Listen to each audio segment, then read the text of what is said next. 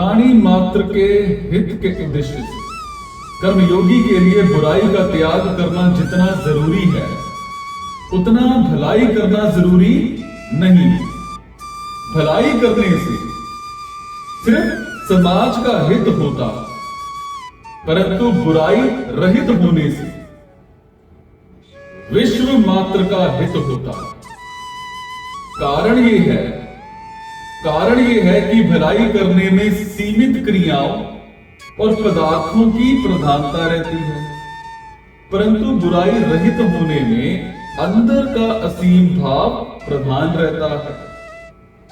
अगर अंदर से बुरा भाव दूर ना हुआ और बाहर से भलाई करें तो इससे अभिमान पैदा होगा, जो आसुरी संपत्ति का मूल है।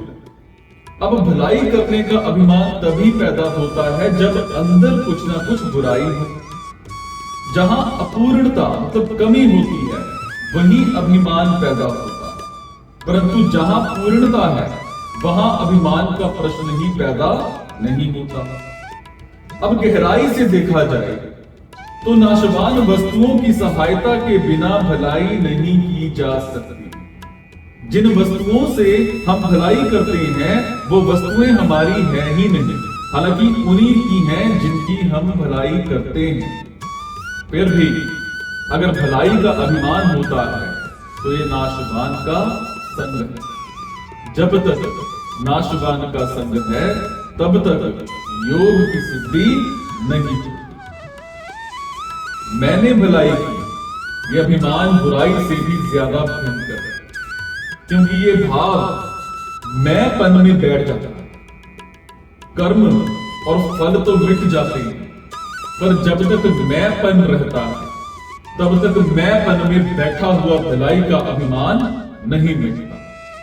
और दूसरी बात, बुराई को तो हम बुराई रूप से जानते ही हैं, पर भलाई को बुराई रूप से नहीं जानते। इसीलिए भलाई के अभिमान का त्याग करना बड़ा मुश्किल है। जैसे लोहे की हथकड़ी का तो त्याग कर सकते हैं, पर सोने की हथकड़ी का त्याग नहीं कर सकते, क्योंकि वो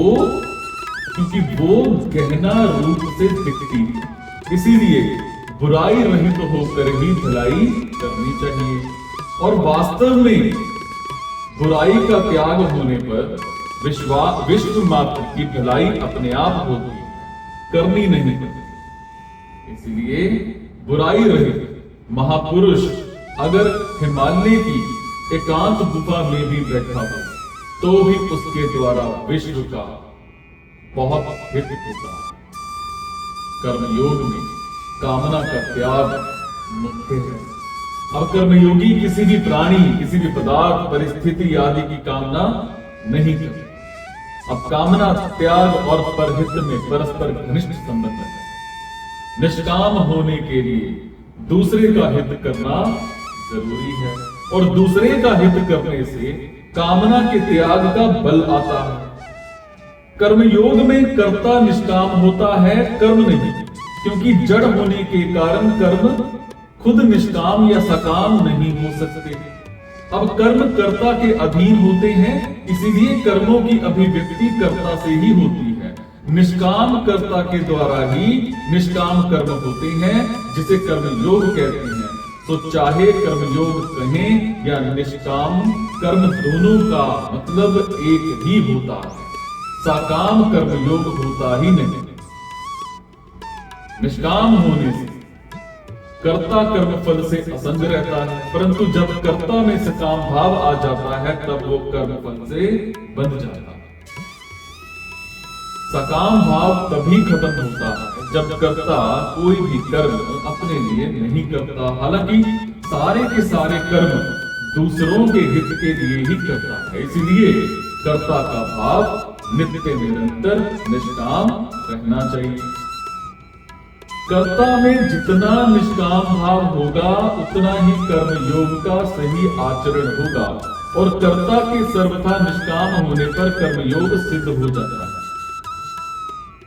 अर्जुन ने युद्ध ना करके भिक्षा मांग कर जीवन निर्वाह करने की इच्छा प्रकट। मतलब गुरुजनों को ना मारकर संन्यास लेना ही श्रेष्ठ है। भगवान उसी बात का उत्तर देते हुए मानो ये कह रहे हैं कि हे अर्जुन, वो संन्यास तो गुरुजनों के मर जाने के डर से किया जाने वाला बाहरी संन्यास है, पर कर्मयोगी का संन्यास राग द्वेष के त्याग से होने वाला नित्य संन्यास मतलब भीतरी अंदर वाला और सच्चा संन्यास।